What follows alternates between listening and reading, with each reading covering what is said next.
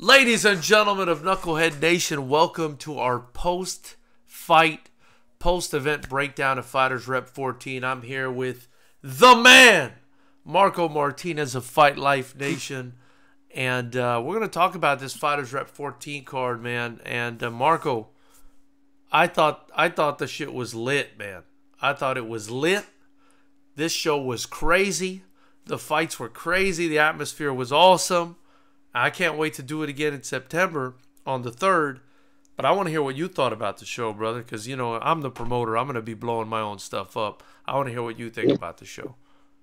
You know, like starting with Fighters Rep 9, which was an awesome show, especially compared to what was before. Not that anything before it was bad, but starting with Fighters Rep 9, every Fighters Rep since then has just been more and more levels of awesome. And Fighters Rep 9 was right before COVID. Fighters Rep 10 was when we first came back. And every show has just been so much better than the last. And it's just been awesome. This is the icing on the cake. This was a legit Fighters Rep 14, not just fight-wise, but the whole. I like being in the big arena and the big area of the Commerce Casino. I like the lighting, the sounds, the DJ. Everything was awesome, man. I appreciate it, man. Yeah, I mean, the atmosphere, the lights, you know, I thought they did a good job. You know, we did a good job with the lights this time. It was my favorite sort of production of any Fighters Rep. By far. Yeah, by far. So, go ahead. Oh, no, I was just going to say, like, it didn't hurt that, you know, 21 fights is a lot of fights. Yeah. And, you know, I'm standing on the canvas the whole time, so, like, it can get kind of long. Those fights were, you know, we're going to talk about them, but they were all exciting. Even some of the ones that you don't look forward to because, you know, it's later in the card, and you're like, I don't know what's going to happen. That card brought it from beginning to end. Thank you, man. And, you know, I tell people, I mean, it was 21 fights, but, you know, it's kickboxing, right? So it's 3 rounds. For the amateurs, it's only 2-minute rounds. So, you know, the night actually goes by a bit quicker than you'd imagine. The fights were actually done before midnight. It was like 11:45 or something like that. So, good time. Yeah, and we had a sexy belly dancer in the middle. So, you know, yeah, dude, that was an awesome show. Being a photographer, I was like, hey, I wasn't ready for this. This was pretty awesome. Thanks, man. I thought to bring her in with the sword and dance for the fighters, you know, to kind of honor the warriors that were competing. I thought it was a fun thing for the fighters and the fans. But let's get on with it. You know, fight number 1, Marco, we had Melvin Guerra versus Shanchai Chomsen sub out of Blackbeard Kickboxing. And, you know, we started the night off with a banger. I knew Melvin was coming to bang. I've never seen Shanchai, but, man, was I impressed with him. I was impressed with the both of them. It was a very close fight. Shanchai comes through with the decision win and a close decision. But one thing I noticed about him, man, I mean, we know Melvin comes to bang and he brings power and he brings aggressiveness. Shanchai was aggressive and fast. He had some fast hands, man. Man, Jason Caldwell, that guy is working some magic over there at his camp at Blackbeard Kickboxing. Totally. Because Shanchai, I wasn't ready for it, man. Like, when I went and saw them practice, I think he was hiding his good stuff. I didn't see it like, oh, this is going to be a threatening guy. And then when he got in there with Melvin, I mean, that was an exciting fight. And he was hitting Melvin hard. Like, Melvin held his own. But yeah. I was impressed by that fight. To open the night, that's all. We always have really good openers. That was a great choice for an opener. And both guys did really good. I think the right guy won on that one. That was a great fight. No, that was a good opener, like you said. And Shanchai, man, fast hands. And, you know, Melvin always brings it. The fans definitely got their money's worth in that first one. And, you know, shout out to both camps. Marco Bonilla's Matador Training and Blackbeard Kickboxing, man. They had a bunch of guys on this card. And awesome. Next up, in the second fight, was another guy from Matador, Albert Tadeo, going up against Brandon Washington. 2 guys, you know, we love very much. I've grown fond of these guys. I've known Albert. He was at the first ever Fighters Rep MMA show. He fought there. So, and he lost to David Rivera. I don't know if you remember that. Yeah, he lost to David Rivera by submission. I didn't watch the first one. right. So it was cool to kind of have him back as a kickboxer. He took on Brandon Washington. They had a good fight too, man. They went back and forth in there. That was a good fight. You know what my takeaway from that was is I wasn't familiar with Albert Tadeo, but I was familiar with Brandon. He's a really cool guy. Yeah. And I was really pulling for him. I wanted to see him have a good performance because he's such a positive dude. Like, if you follow him on Instagram, all he talks about is positivity. Yeah. And that's the person you want to be around. And I didn't know what to expect because he did get stopped in his last fight. I thought Brandon looked great this fight. I thought both guys looked really good. They put out a really good fight. I wouldn't mind watching either one of them again against who have a great fight together. That was a fun one. Yeah, no, I agree. Two guys that are fantastic. And Albert, already jumped on Fighters Rep 15 for September 3rd. So I think he's coming back. I don't know about Brandon, but, all these guys, obviously, they're welcome back because they all bring it. But yeah, I thought that was a very exciting fight. And, Albert got basically his first win in combat sports. And I thought that was big for him. Number 3, man. Let's start with the knockouts. Michael Gutierrez versus Aaron Taylor. I mean, that was just, oh my God. Aaron Taylor, another guy, one of the best dudes to talk to. He's a very positive energy kind of guy. Yeah. We've known him for a long time at Fighters Rep. I think he goes back to like Fighters Rep 6 or 7. I remember him coming to open workouts. He's a great dude. He in his last couple fights, he didn't look like he was in the fight. He looked like he would take a lot of punishment. This fight, he came out with like, I got something to prove. And he came out so fierce, and they were just throwing punches. I think Aaron was like, I'm either going to knock him out or I'm going to die trying. It was awesome. Michael Gutierrez just took advantage of, I think Aaron gassed himself out because he really did empty the tank. If you can imagine anyone empty the tank, he was like an AK-47, just empty the clip. Right. And he just got caught and knocked down. And then they were done. I think that was a knockout from exhaustion.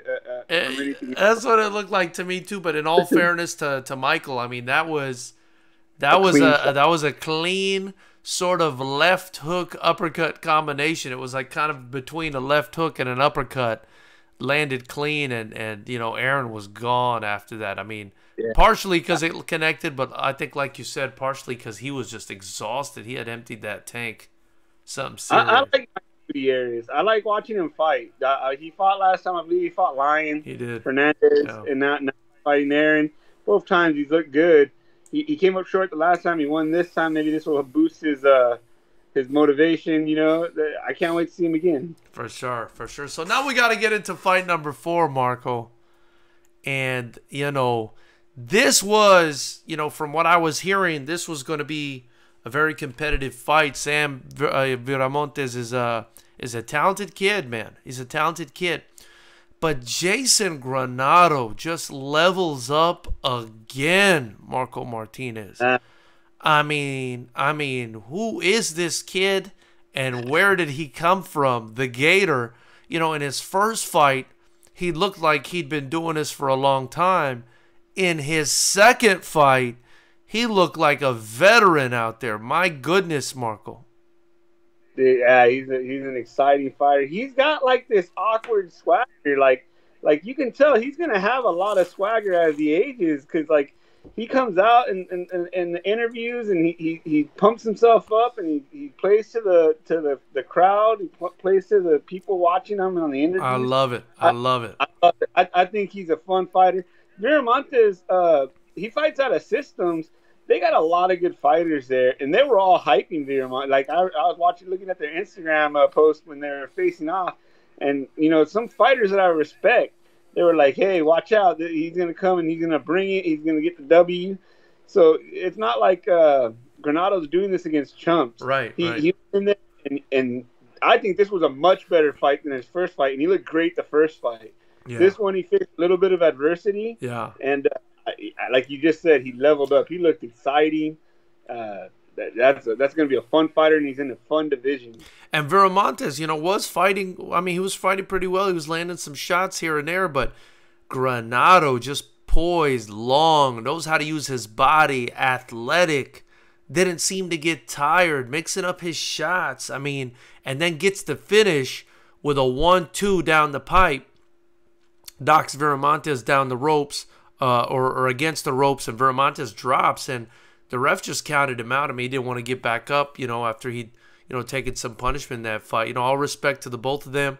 All respect for Sam. You know, he did put up a good fight, but, man, Granado just looked, you know, and then afterwards starts dancing in the ring and getting up on the corner and rocking the cowboy hat. I mean, he's a bad boy, man. He's a bad boy. Dude, if he sticks with it, I mean, that kid could be a star because it's natural. It comes off almost like, because, you know, I'm an old guy, man. Like, sometimes it looks awkward. It's like, I don't know, but he's feeling himself, and that's what you want to do. That's what you want to see, the fighter feel themselves. That boy is feeling the hell out of himself, man. Yeah, and I love it. It work. Hey, how good did he look? I texted you. I said, man, this guy looks like a monster. I'm telling you, I saw it in the first fight, man. I saw something there in the first fight, so he was very exciting to watch. I can't wait to see him. And shout out to Cody Sessions, man, who created that monster, you know. Look forward to seeing both of them. You know, I think Sam just pulled a tough straw on that one. You know, that was a tough. Would be fun to see. Yeah. I'm sure he'd do good, and if we get him back in there, give him some more fights, build up the confidence a bit, I think we'll see what everyone's talking about as far as, you know, talent and everything else. So I look forward to having both of them back, especially the Gator. Fight number 5, Marco. Fight number 5, we've got Casa Moon Spirits versus Michael Clayco, man, and this was a crazy one. This was a crazy one, man. Man, I don't want to be. I don't want to say anything negative. I like this fight. Consummate Spirits came out and he threw some crazy kicks. This was a great, like technically, as far as when they were kicking and striking. When they were striking, they looked great. Yeah. This was a fun fight. I talked to Joseph, Michael's coach and dad. I told him, I was like, dude, what did you tell Michael in between rounds 1 and 2? Because when Michael went to the corner, he was really dejected and tired. You know, like you see it on his face. He was down on himself because he had a tough round 1. Yeah. And he came out like a beast in round 2. Like, I was like, wow. Yeah. Yeah, you know, the first round, I thought the beginning of the first round, you know, Spirits was kind of getting the advantage, getting one over on Michael. And then, you know, I felt like Michael started to come back a little bit in the first round. But, you know, I saw how the judges gave Spirits that first round. Second round comes out. Michael comes out and started using his hands more. You know, I thought that's where he had the advantage, was the boxing. You know what I mean? Yeah. I think the kicking, they were both good. They were both kicking well. I just think from range, as far as straight punches especially, Michael had an advantage, and he landed a couple there and got the standing 8 count. You know, he hurt Spirits, and I thought he was going to finish him maybe in that second round, but Spirits stuck with it. Third round came along. I thought Michael was winning the majority of that round, and then at the end, Spirits just started pouring it on, landing some good shots, you know, coming out with his own boxing, doing some good boxing. And I just felt like, you know, Clayco gave the judges in that third round, at the end of that third round especially, those last 20, 30 seconds, he gave them a reason to say this fight is a draw, you know, because I actually spoke to one of the judges about it, and he told me the same thing. But as I was watching it, in that last flurry when Spirits was hurting him at the end of that third round, I said to myself, uh-oh, he's putting it in the hands of the judges. Yeah. You know, it's like, you know, what's really weird, at the end of the round, I'm in the corner, right? I'm standing in the corner, so I see everything. And it was when Consummate throws Michael, the referee, I really feel like he wanted to take a point. You see him signal. He did. And he signals, he gives a timeout signal, and then he goes, I'm going to take a point. But Michael comes and says, hey, good fight, and then the two inspectors jump in the ring, and I think it was kind of like, okay, let's just move on with it. The bell rang. Yeah, the bell rang. Yeah, I think maybe he just figured it was after the bell that he decided to do it, and he did take a point. So if that would have happened, Michael would have won that fight. Yeah. But it's probably a good thing that he did it, because I think that was a draw. That was as close as a draw could be. They both did really well. I look forward to seeing both of them back in the ring. Michael's obviously one of our favorite prospects to watch. And I think Consummate Spirits made, like, he was an exciting fighter. Those question mark kicks or whatever you would call them, those were pretty awesome, the way he was throwing them. Yeah. So on to the next one. I mean, like you said, I'm sure we'll see both of these guys again, especially Claycomb. He's kind of become a staple at our show. He's at every event, and he's already signed up for September 3rd. So we look forward to seeing him. But let's go on to this next one. Man, for me, Marco, this may have been fight of the night. It was David Marquez out of Buena Park Martial Arts Academy against Ralph Sanchez out of Hard Works. And boy, did we see some hard work in there on Saturday night, Marco. Woo! David Marquez reminds me of another fighter that's going to be a star. Like, if he sticks with it, and that's what he wants, he's got a lot of swagger. Yeah. I love watching him fight. He's an exciting fighter. And Ralph, he came out. I wasn't ready for how good that fight was going to be. I knew hard work gives good fighters. Yeah. But, you never know how a fight's going to be until they get in there, and that was an exciting fight. 3 rounds of action. Man, those guys brought it. They were hurting each other. It was back and forth. There was blood. I felt like Marquez had the better kicks. I felt like Sanchez had the better hands. And ultimately the judges saw it for Sanchez. Excuse me, but I thought that was a razor-thin fight. I mean, razor close. I had no idea at the end of watching that who won. All I knew was that, my goodness, was I entertained in that fight. I mean, these guys were just banging it out. It was technical. It was brutal. It was a beautiful dance under the lights. And, pure entertainment. That's what we're looking for at FightersRep. That's exactly what I was. And look, we're 5 fights in. Every fight has been an entertaining fight. Not one of them has been bad yet. Right. And then you go to another fight of the night candidate, in my opinion, in the heavyweight division with Jorge Aquino taking on Kevin Lightskin Daddy Ross. I mean, my goodness, fight. Marco.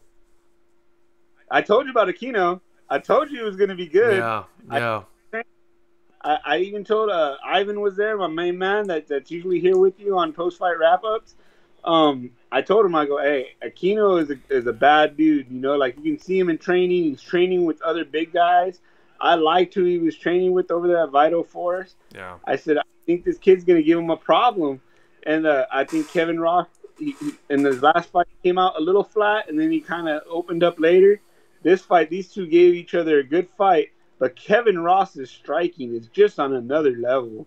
He's got some hands on him. Yeah, and I felt like he was the sharper of the two, but I felt like Aquino had a lot of volume, and he kept the fight close with his toughness and his volume, and he put up a hell of I thought it was a really good fight. At points I thought, okay, Ross is pulling away, and then Aquino would catch up, and I was just like, man, Ross is in for a dogfight with this kid. And then another thing I noticed, I don't know if you noticed, it was Ross lost a lot of weight, man. I mean, he was in better shape than we've ever seen him. He told me he lost something. That's probably why he looks so fat. He looks fast. Yeah. He's always had really nice striking. He's a really nice striker. Even since his first fight, he had really nice striking. This time he looked crisp. All his punches and stuff were looking really crisp when he was 19. And he's always been fast for a big guy, but I thought he was faster this time, Yeah, and then you can't go without saying when the fight was over, man, he called out the champ.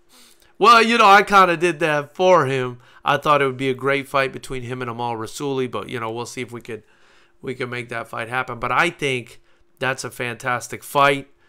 I think any fight these guys are in is fantastic. I definitely want to see Aquino back as well. Yeah. Definitely. Man, that was an amazing fight. And Light Skin Daddy, undefeated in the FightersRep's Lions Den, man. He's 3-0 now, I think, with us, or 4-0.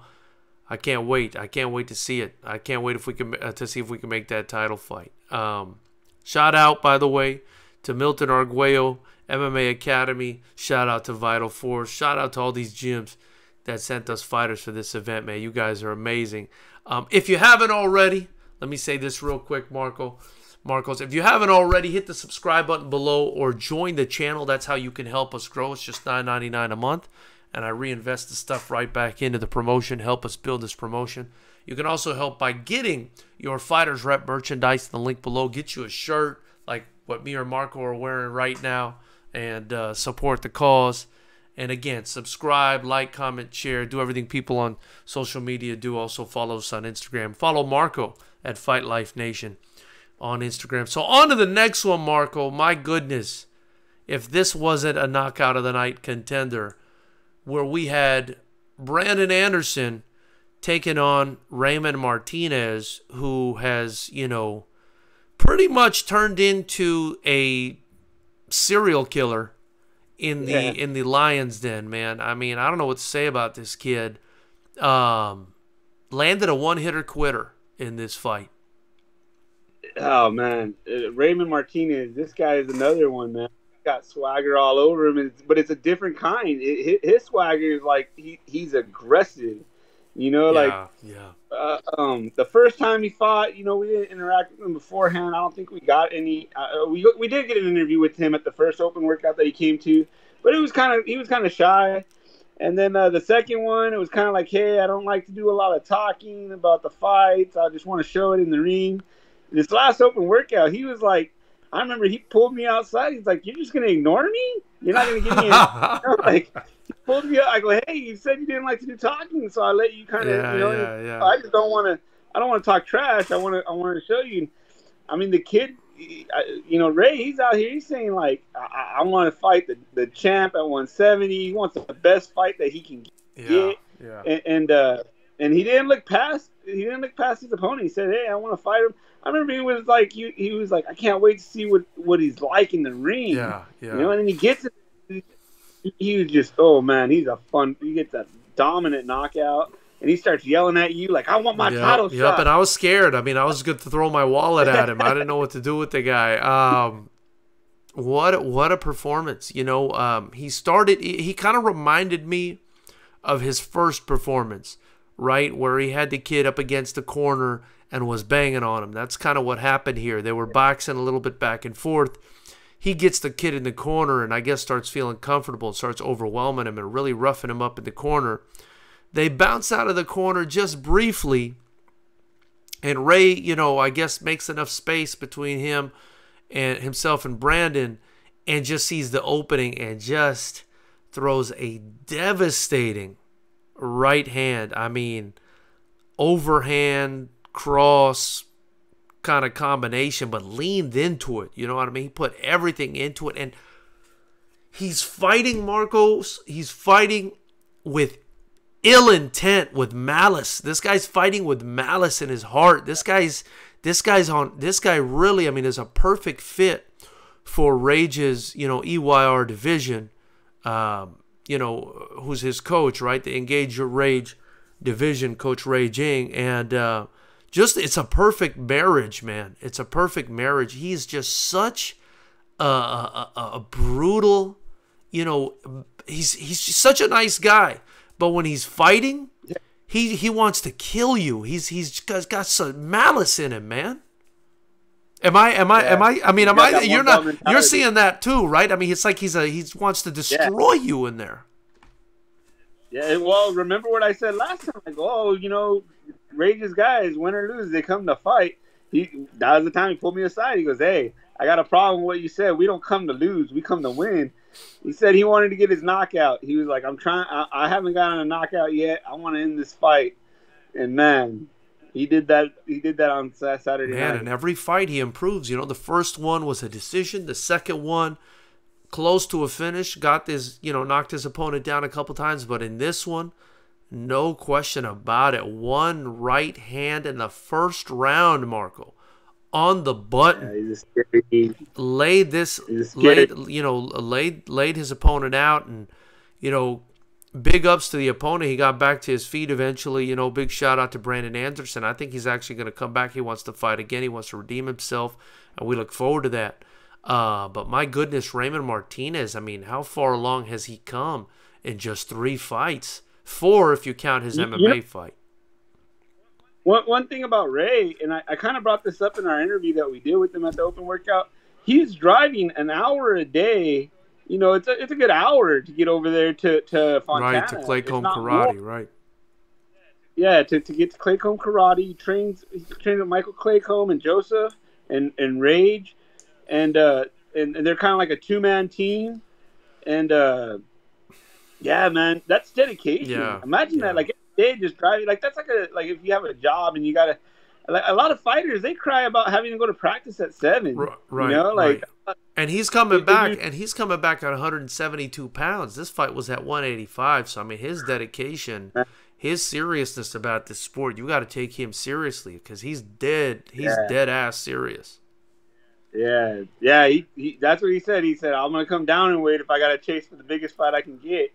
Like, man, this guy's a scary dude. That's what he's doing. That's what he's doing. But, you know, what interests me, and I haven't made a fight for him yet. We're still, you know, got guys in registering. But it looks like Cameron Spencer's coming back to this card at 185 pounds. So I still think that would be such a fun fight. But that would be. Yeah. But is Cameron fighting in July with another company? Like, is he going to be available? In he is. I mean, he's signed up, so I don't know. Maybe he's fighting for someone else, but he's signed up. Yeah, Cameron's one of my favorite prospects. I love Cameron Spencer, and him versus Ray would be an exciting fight. It'll be interesting to see who you come up with for September. It'll be so much fun if we can make that, but we'll see. He wants to go down to 172. I think he wants to chase Caldwell, so I think that'd be an amazing fight. We'll get to Caldwell soon. Yeah, we'll get to Caldwell soon. So then, number 9, we have Isaac Henriquez taking on Yadir Perez. You know, this was another exciting fight. Yadir, we hadn't seen him in action in like 3 years. And Isaac fought for us about 3-4 years ago as well. You know, he looked like he leveled up a lot. Yeah, he looked really good. Yeah, he looked really good. You know, Yadir, you know, it was a good fight, but I just felt like Isaac was just a little bit too sharp for him. Maybe the ring rust got to Yadir. I don't know what it was. But good performance by both guys. But I thought Isaac just looked... fun fight. Yeah, fun fight. But I thought Isaac just looked like, you know, really, really sharp. You know, I think because of activity. He just looked really sharp. And, of course, he's got a great coach in Jason Childers. So, look forward to having both of them back. Yeah. Man, this one. Hamza Trodd versus Edgar Zaragoza. We talked about this one, man. We talked about this one. We talked about it multiple times. We talked about this one, man. What were your thoughts on this? I told you, look, this was going to be a good, really good fight. I thought this was going to be real competitive, which it was. But, man, Hamza just a little too sharp, a little too big, I thought. He came in slightly above weight. Shout out to Edgar. He still decided to take the fight, even though he was underweight. I think Edgar, you know, should be fighting at around 140, if I'm being honest. Hamza is moving up to 147. So, you know, for me, I said this is a case of 2 good fighters. A good fighter versus a good, bigger fighter. And that's what I think we saw in the ring. Man, it's kind of a bummer to hear that he missed weight. I didn't know that. When you first told us, we're in a group chat. You know, George is always communicating with us, the media team, and he said that was the first fight that he made that he announced to us. And he's like, "Hey, man, I got Hamza Trodd versus Edgar Zaragoza," and I sent him a note, you know, because I'm a Zaragoza fanatic, and I was like, "He's gonna cut up like butter, you know, like a hot knife through butter." And man, like when that fight started. Edgar came out the same way he always does. He came out on fire. And I don't know if it was just being countered enough. I don't know if there was one shot that stunned him.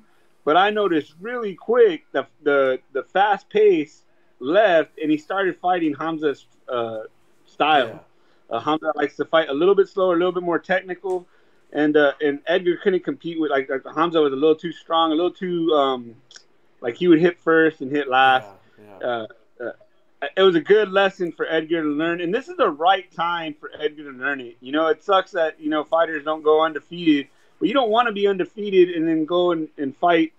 Like you don't want to be built up with cupcakes, right, and then fight in a big fight where you're going to get paid and not get your win bonuses and stuff like that. This is a good part. This is a good learning experience, and Edgar took it like that, man. He was on Instagram. He didn't cry. He didn't say, "Hey, I took a nail today. I'm going to come back and do better."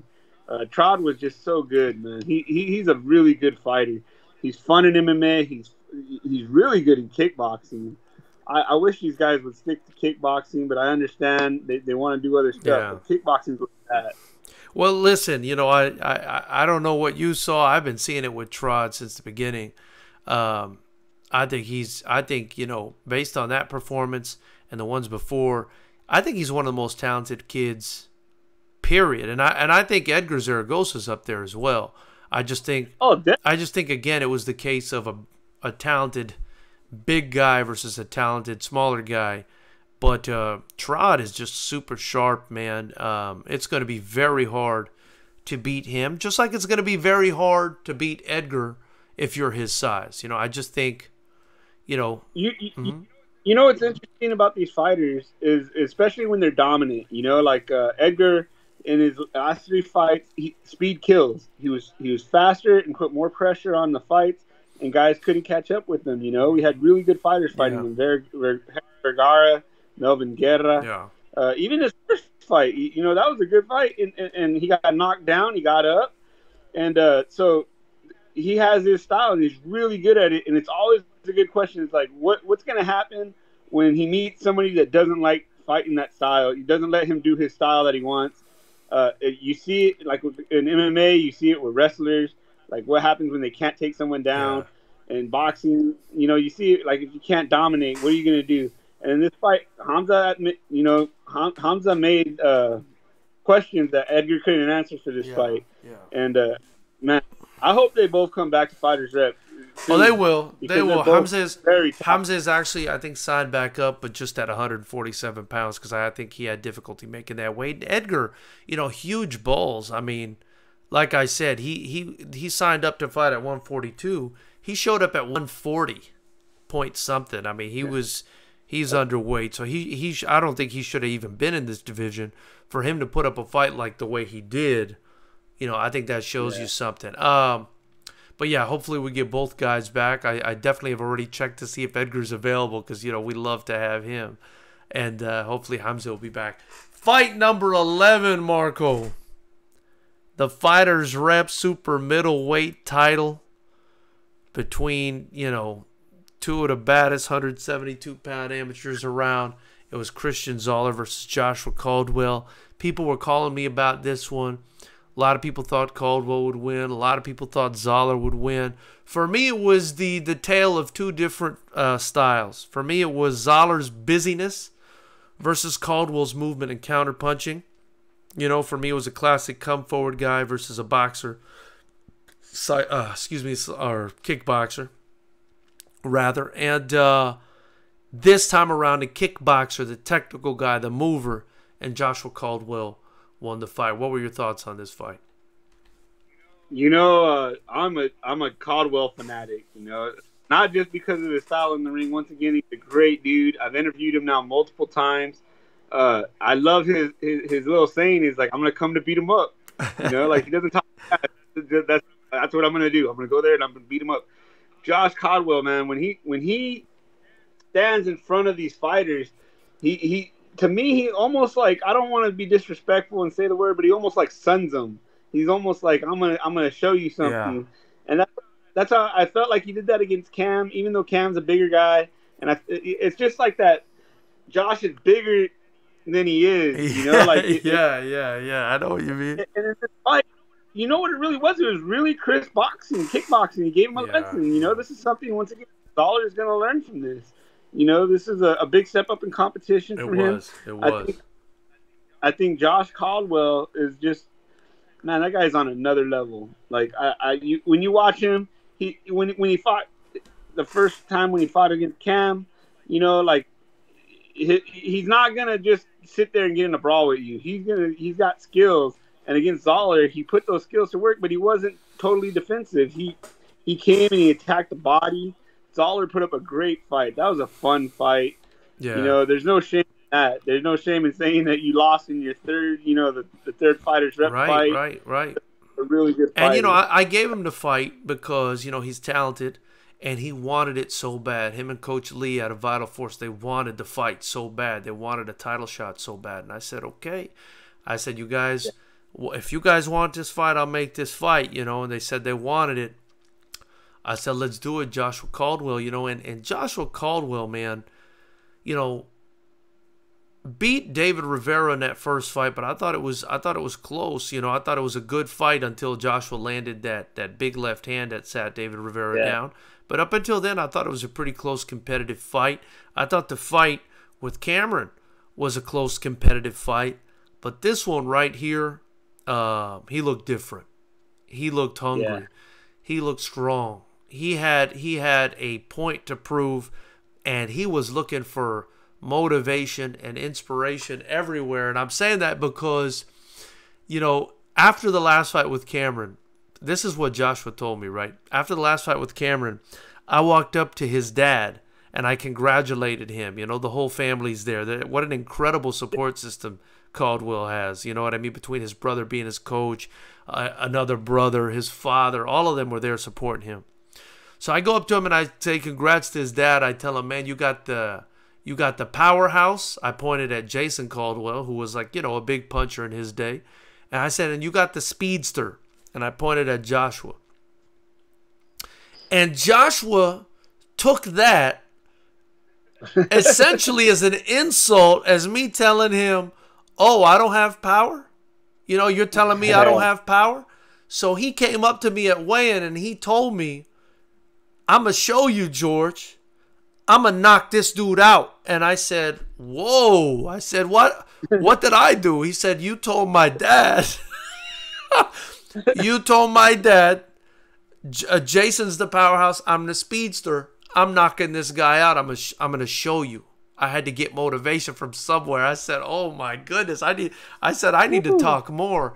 And he goes out there, Marco, like you said, puts on a beautiful display of kickboxing. I mean, that was beautiful to watch. I've caught myself watching that fight over and over again because of how beautiful that performance was. And, you know, no disrespect to Zoller. Big shout out to him, man. He's got a lot of heart and he fought hard. But my goodness, that finishing combo, he did it twice. Head hook to the body. Zoller, you know, circled away. He caught him against the ropes. Head hook to the body again, but that hook to the body, Marco, you saw the fist, you saw the punch go through. You saw it go through. I mean, it was like there was nothing there to even obstruct the punch. It went through. And, you know, you saw Zoller wait for a second, feel it, and then go down. And, that was like that delay. And I said to myself, oh, man, he just landed clean on the liver. And you could see Bam still in the back. As the referee is counting, you can see Bam Bam in the back waving the fight off, telling the referee, it's over, man. You're wasting your time counting. Over and over, waving his hands off because he knows what it's like to get hit or hit somebody with a shot that, I mean, that was a clean, dead on, in the fourth round, both guys tired, clean, dead on, just detonation right on the liver. And I said to myself, my goodness, what a way to end the fight and get the belt, man. Yeah, that was a great ending to the fight. That was, I don't know, that was crazy. And then, you know, how humble he was. I mean, you know, of course he celebrated, but then on the mic, you know, very humble. And I had to show my respect to him, man. He's fought a murderer's row of guys since he's been at FightersRep. I mean, he's earned that belt. You know, he's earned that belt. And I look forward to he's coming back in September, so I look forward to finding him a worthy opponent, man. They want to stay busy. That's he good. needs a worthy opponent. And that's another thing. You know, I always talk about activity. Joshua Caldwell, man, and Zoller both have been fighting for us. Joshua just has more experience, you know. I think Zoller, as soon Yeah. as he gets up there and experience, is going to be deadly as well. But man, you know, Caldwell's just been busy with us, and his activity has just made him a problem. He's just a problem and a half, man. He's a handful. Yeah, I like Caldwell. I like him going forward. I think he's going to be favored in almost every fight that you can match him up against, unless maybe you fly in somebody. Yeah. You know, I would favor him any fight, but yeah. Well, we'll see. We'll see. I look forward to it. We'll see what happens. We'll see what happens. So, next up, our first pro bout of the evening: Ed Hyman versus Alfredo Borrego. What you think about this one, man? You know what, dude? Let's talk about how good both fighters look. Yeah. You know, like Alfredo looked great. Alfredo looked tough. He did. Ed coming off that, you know, he got caught early in that first fight that he had with Conor Brackett earlier this year, and I didn't know what to think about when I saw Ed was signed. I go, man, this seems like it's kind of quick after getting knocked out, because he looked like he got his bell ring pretty good that fight. Yeah. But man, Ed looked really good. They both looked great. Obviously, it ended in that crazy knee that Vahan got on slow-mo. If you haven't watched it, go to the YouTube. My goodness. It's got like 12,000 views on it right now. It's so good.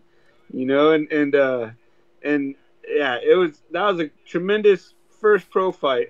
Man, sometimes pro fights aren't as good. You know, not that they aren't as good, but sometimes you don't know what to expect. These pros look like they were levels above. All the pros that fought tonight or fought on FightersRep 14, they all look like they should be pros, and they're all belong there. It was an awesome pro card. Yeah, and I agree. I thought Borrego looked pretty good in the stand-up, especially with the hands, right? His hands were pretty good. Yeah. But Hyman just kept, you know, plugging away, found his rhythm, started landing nasty hands, nasty knees, and then, of course, finished the fight with those knees, man. And yeah, it was definitely brutal. And shout out to Alfredo, man. His attitude is amazing. You know, he took that loss like it was nothing. He was fighting his heart out. Dude, the dude's a true warrior, man. And you know, it was very cool working with him, and very cool, you know, watching Hyman be able to come back in there after getting stopped in 20-something seconds by Conor Brackett, and kind of redeeming himself with his own knockout, you know, and showing, you know, that he is a force to be reckoned with as well. So on to another crazy fight, Darren Smith versus David Pacheco, man. This was wild, man. Man, when is David Pacheco in a boring fight? Like, oh, that was such a good fight, and I did not expect that from Darren Smith. Darren Smith came out, looked tremendous. Like, I talked to Ivan about it. He's like, well, he's got like a really awkward style, but he lands really hard, and both guys punch hard. That was a tremendous fight. Yeah. I mean, but they were going back and forth at the beginning, but then at some point, you know, and I thought Darren was hurt a couple times by Pacheco, but but at some point, man, Darren like started landing so hard that, you know, Pacheco. I mean, Pacheco was still taking it, man. I mean. Yeah, I just think his style has just come forward, head on the line style, betrayed him on this one, because you know, Bam Bam wasn't in there to let him take any more punishment, and kind of stepped in and stopped the fight. That big cut on the face, I think, added to, you know, the urgency to stop the fight. I mean, he was bleeding pretty bad. So great performance by Darren, getting the stoppage against Pacheco, a guy who's normally super durable. You know, we've rarely even. I mean, we've seen him hurt, but never stopped, you know what I mean? And so, you know, what kind of heat is Darren packing in those fists? You know, that's tremendous power that he's got. We forgot to talk. We skipped one, so we'll do it next. Conor Brackett versus Tyler Smith, man. Conor gets another finish in this fight against a very tough last-minute Tyler Smith. He jumped in the last week. Man, we talked about Tyler Smith. I got nothing but mad respect for that guy, because when I learned that he took that fight on a day's notice, you know, a week's notice, I mean? Yeah. Like, that's crazy. Like, that's not the kind of guy that you want to fight on a week's notice. Right. You know, you want some time to prepare. And he came out and hurt Conor. He hurt Conor. He looked good. Dude, he was hurting Conor. I thought he was going to win. To tell you the truth, he looked good. That first minute, 2 minutes, Tyler Smith looked tremendous. Something woke up in Conor. You seen that cut on Conor? Maybe that woke him up. But he woke up and he looked really good from then on. But and he attacked the body as well. Like, I love watching body attacks because nothing, anybody could get caught and knocked out. Those body attacks are like, hey, I'm gonna break your spirit and will. I'm gonna make you quit. Yeah. And that's what Conor Brackett did. And he got the finish with those body shots, like you're saying. But man, Smith came out guns blazing. Almost dropped Conor. Hit him so hard. Rocked him. And afterwards, I talked to Smith, man. I wanted to give him his props for taking the fight late notice and doing such a great job.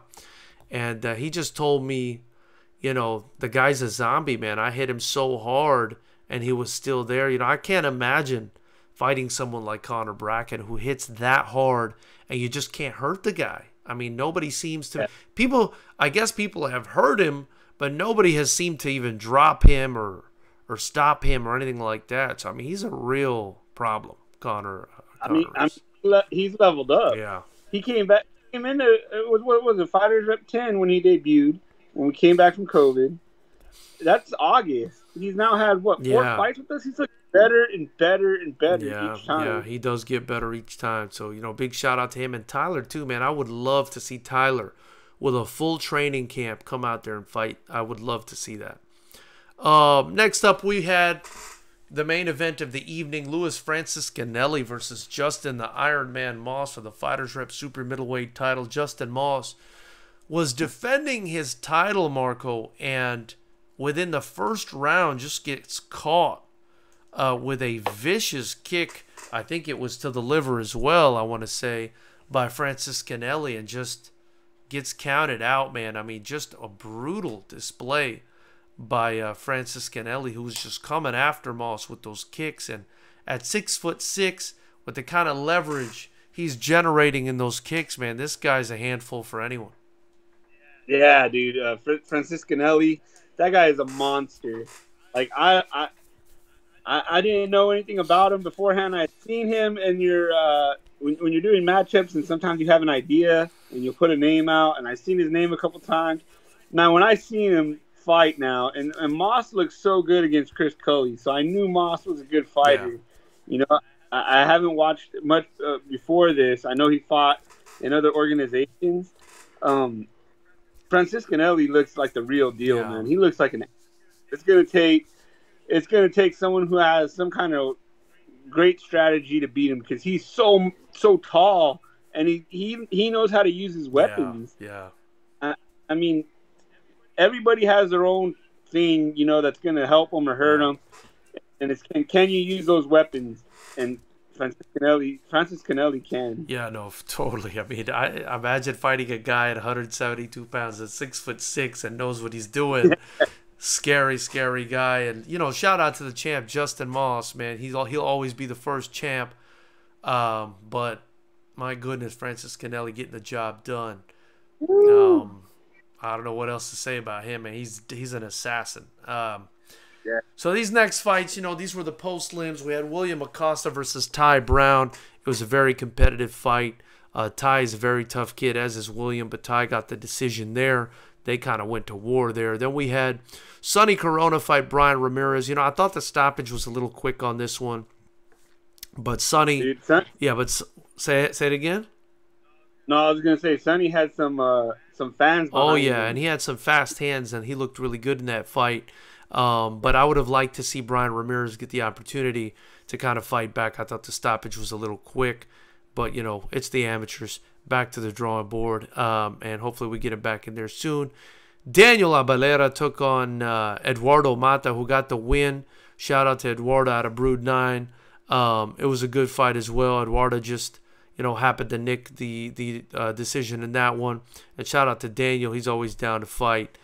He's actually out of the same gym, G-Fit Kickboxing, as Michael Gutierrez, and I believe Michael's his coach, so shout out to them. Then we had Jonathan Winland out of Matador Training as well, taking on Davian Jernigan from Systems. Another good fight. Jonathan Winland gets the close decision in a fun fight. We had Mariano Corona out of Manny Mancha's gym taking on Christian Krispy Kreme Hernandez. That was a fun one. That was a good one out of Milton Arguello's MMA Academy, with Mariano Corona getting the decision. And finally, James Liu versus Mario Sanchez, fighting an absolutely brutal and exhausting last fight to a draw. We look forward to having all these guys back on the show. Do you have any thoughts on any of these post-limbs, Marco? Real quick, the main one that stuck out, there's two of them, is Sonny Corona. That guy, I feel like you said it was a quick fight, quick stoppage, but like you say, it's amateurs. It's really not a big deal. The big one that I thought was really good was that second to last fight. You know, you wait until 11 o'clock. You're there. They got to show up at 4, and they wait until 11 to fight.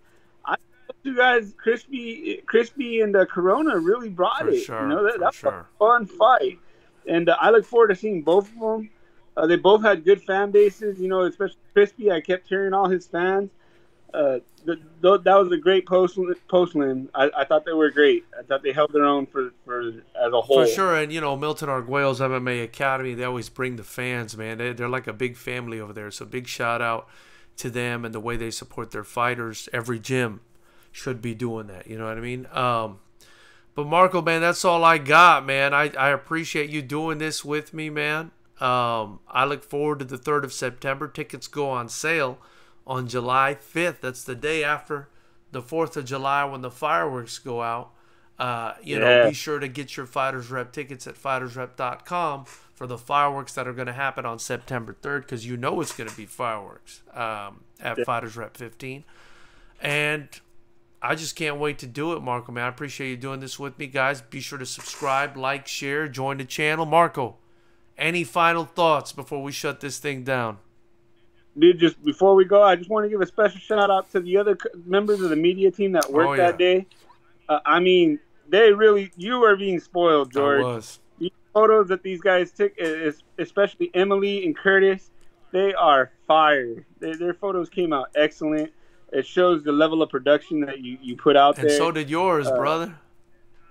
You know what, man? Like, I thank you for that. I really was happy with this team, and I really liked our new additions. I liked Ivan as always. You know, he did a great job. Look forward to working with everyone again. They all do a great job. All of you guys do a great job. You know, I'm super lucky to have you guys, and I can't wait. I can't wait for Fighters Rep 15 and what's going to happen. More belly dance. Hey, we're going to put on a show for these fans, man. We're coming out here to have fun. You know, I told the fighters on Instagram, we don't care if you win or lose. We're out here to have a good time. You know, so go out there, have fun, get your experience, and win, lose, or draw, we're going to want you back as long as, you know, you're professional, you put butts in seats, and you come to fight. We're going to want you back. But Knuckleheads, that's all we got. We appreciate your time. Me and Fight Life Nation, we're getting out of here. You guys have a great night.